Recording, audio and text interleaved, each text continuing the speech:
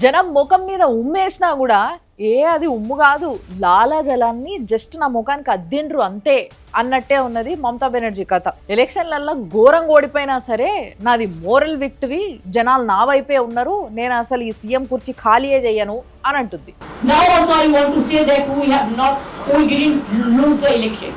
బెంగాల్ ప్రజల సెలబ్రేషన్స్ చూస్తుంటే అదేదో ఎలక్షన్ తర్వాత వచ్చిన రిజల్ట్కి సెలబ్రేషన్స్ చేసుకుంటుర్రా, లేకపోతే ఏదో కొత్తగా బెంగాల్కి ఇండిపెండెన్స్ వస్తే సెలబ్రేషన్స్ చేసుకుంటుర్రా అన్నట్టు ఉన్నాయి.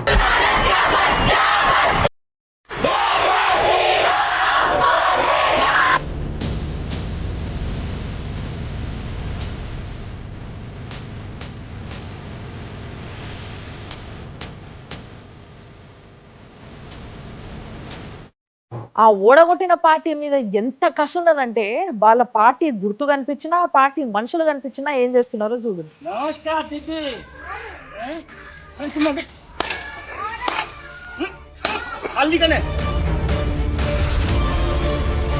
పెండతో కొడుతున్నారు, చెప్పుతో కొడుతున్నారు. అర్హత లేకున్నా కూడా పదవులలో కూర్చున్న వాళ్ళని మెడలు పట్టుకొని బయటికి నూకేస్తున్నారు.